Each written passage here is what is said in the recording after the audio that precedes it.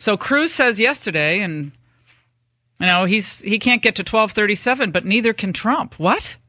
I mean, for someone so smart, his math must not be that good. Joining us now, Donald Trump. Mr. Trump, great to talk to you again. How are you? Congrats on New York. Hi. Well, he's a liar. I just heard your last comments, and we have a chance to get to actually 1,400.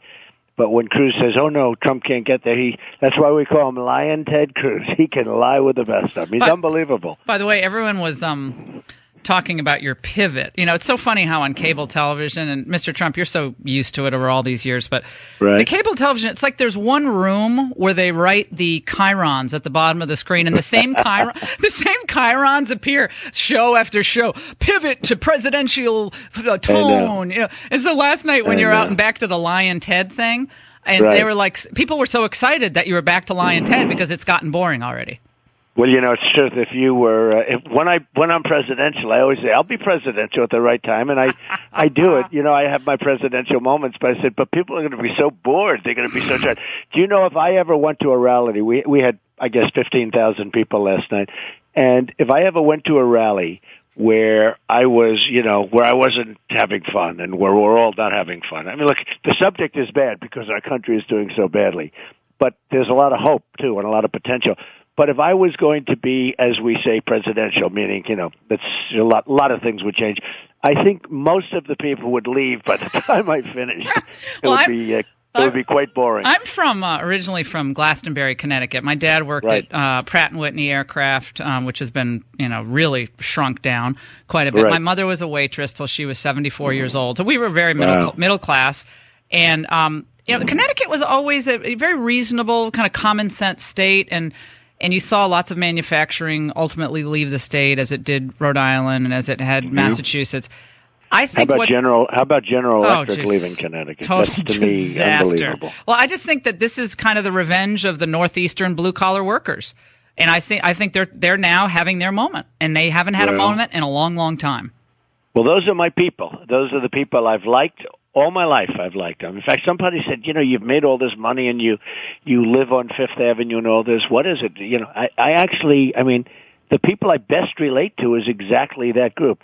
And they're very, very smart. But, they haven't had, some of these people haven't had a real pay increase in 20 years. And they work hard. They work harder now than they did 20 years ago. It's supposed to be the opposite. And they have no choice. And I'm doing something. Now, we're representing a lot of people, but that is certainly a group. It's a big group within, and they're going to be very happy. They're going to be very happy. One thing that I was thinking about last night when I was up at a ridiculously early hour in the morning is the platform. And usually going into the Republican convention, if there is a presumptive winner, the platform is he or she has a lot of influence over what's in that platform, as does the various committees. But the candidate has a lot of influence. Given the fact that Ted Cruz agrees with you that there should be a wall built at our southern border and agrees with recently. No, recently. Well, yeah. Well, recently. All of a sudden he's talking about a wall. That came out of nowhere. Right. But anyway. Well, but he now agrees with you, so that's progress.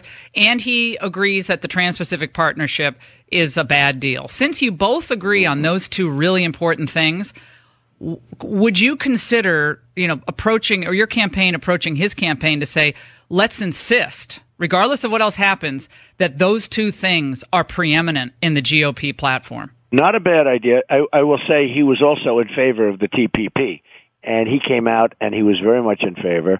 The problem with him is that he wants, he does not want to have monetary manipulation as part of it. He fought it. He fought China.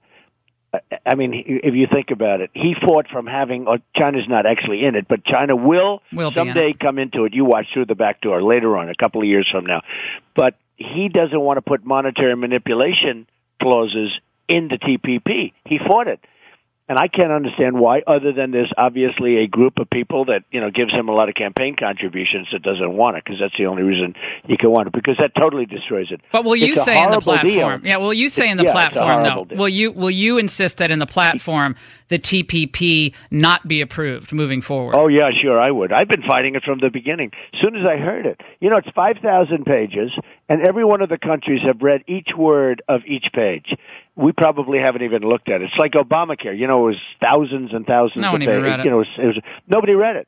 And it's a total disaster, by the way. Total disaster. So how do you now even insurance companies are backing away? Yeah, it just from seems it, like so. you're going to have a lot of say over what goes in this platform. I think so. And if I think it's a great idea. Yeah. I don't care about the Cruz thing. I mean, I just think it's a great thing. It forces his hand. No, it forces his hand because he claims he's for these things. Okay, let's take him at face value. There's no loss. Then just say the wall will be built and no TP approval. I would have period. no problem with it. I would have no problem with either of those things being in the platform. So absolutely. How to bring the party together after all of this? I think people are warming to the idea, perhaps, of you being the nominee, but. How do you practically do it with all these? I mean, you should see what the Never Trump people say about me. Oh, they are trashing. Hannity gets trashed. I get trashed. But O'Reilly. They're starting to give up.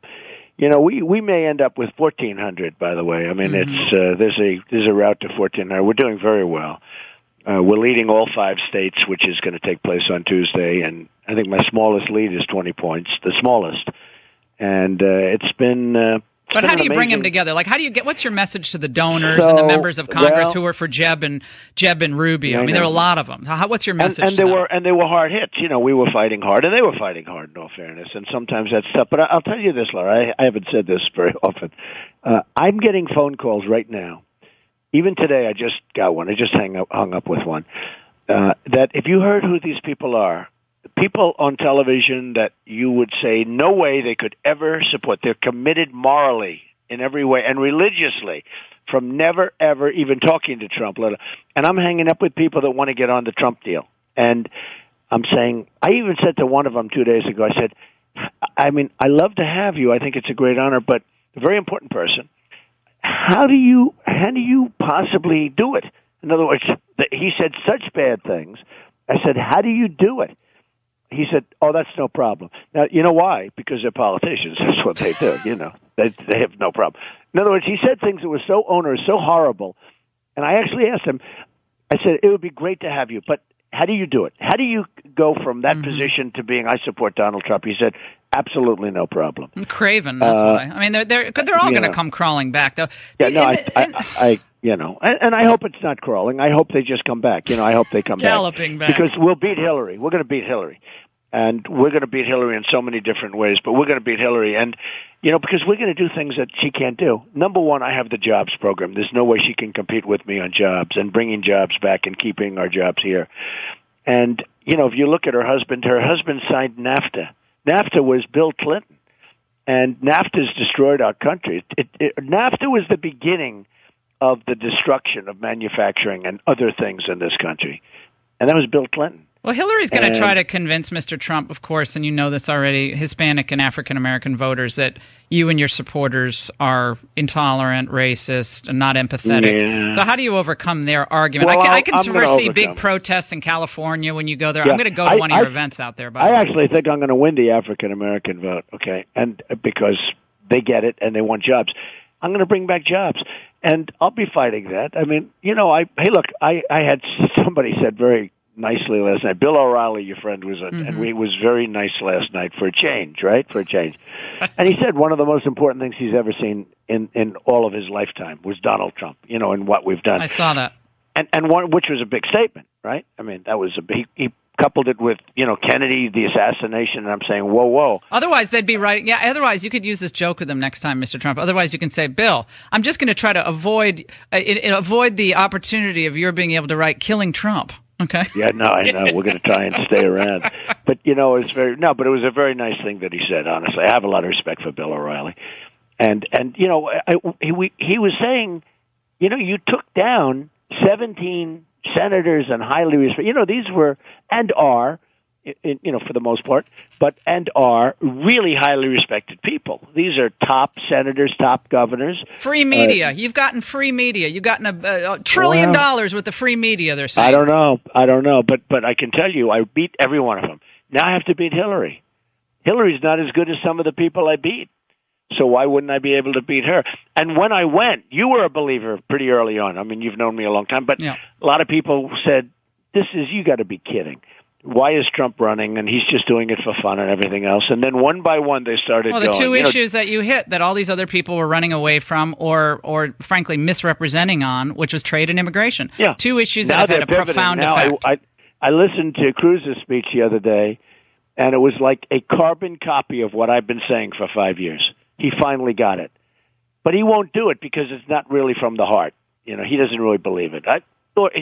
He's just not going to be able to do it. First of all, he can't get people to do things. He can filibuster for 2 days, but he can't get anybody to do it. And when you think of it, with the United States Senate, he's got almost no support. He's got Mike Lee. He's got very little support in the U.S. Senate. And here's a guy who's a senator. I mean, if I were a senator, I would have all the Republican senators by now supporting me. In fact, one of the most respected in all of the Senate, as you know, is Jeff Sessions from Alabama. He's supporting me. He endorsed me. Never endorsed anybody before. There was a thing he's the one. Yeah, he's the one best. most respected. The by best. Cruz, the best. Jeff Sessions is the gold standard. The gold standard of all senators. He's my absolute. And he's endorsing. He just endorsed awesome. Donald Trump. Well, he's been on your great. He's been on your issues for years. They're always on to the next thing. So now the new thing they're trying to convince themselves of, the Never Trump people, is the following. They say, well, you can't replicate what he did. People can't take his issues and run successfully down ticket on any other governors or congressmen or senators. This is a one-off. What do you say to that? Well, I don't know what they mean. You're saying that the issues that I've created that are good for me aren't necessarily good for them? Right. I don't know. I think they play. They're not mutually exclusive. I think they play for everybody. I think, I'm going to win states that no other Republican can win. Look at Cruz. He comes into New York. He made a fool out of himself. He comes into New York. He got 13%. He came in third. He couldn't beat Kasich, and he came in third, a distant third, actually. And I will tell you, so he can never win New York. I'm going to win New York. I have a really good chance of winning New York. Now, New York is not even in play for any other Republican, period, other than maybe Ronald Reagan, who did pretty well in New York, okay? But New York, they don't even, do you know that the Republicans don't even have it down to campaign in New York? I'm going to be campaigning in New York because I think I could win New York. Now, if I win New York, the whole ballgame's over. Well, you have to get those independent voters who couldn't vote in the primary. But do you know, Laura, what happened? There were numerous broadcasts during election night where they were interviewing the people that run the polling booths and all. They'd have the cameras go inside. How was it? 3 people in separate places said they've never seen anything like it. Democrats walked in to vote, and they wanted to vote Republican, and they were so disappointed when they couldn't. In other words, they wanted to vote for me. And the woman said by the hundreds. She said, "I've never seen this. One woman said, I've been doing this for 32 years. I've never had it. Never even happened." And now it was happening by the hundreds, where people said they want to vote Republican. I have a question. There are a number of people who've contacted our show and gotten our emails, and these are people who are really wealthy people who actually want to help you. They want to donate to your campaign. Are you going to be in the general election taking donations from? Well, I haven't made a determination. Don't you have to? I mean, you have to beat Hillary. So. Well, I wouldn't have to. I could sell a building and do whatever I wanted to do. I guess, but it's to be honest with you, I haven't made a determination. As you know, I'm self-funding now. I haven't made a determination as to what I'm going to be doing. I haven't even thought about it, frankly. But you're spending $20 million in May. Is that right? $20 million bucks? Yeah, $20 million. Well, I'm in for $40 million.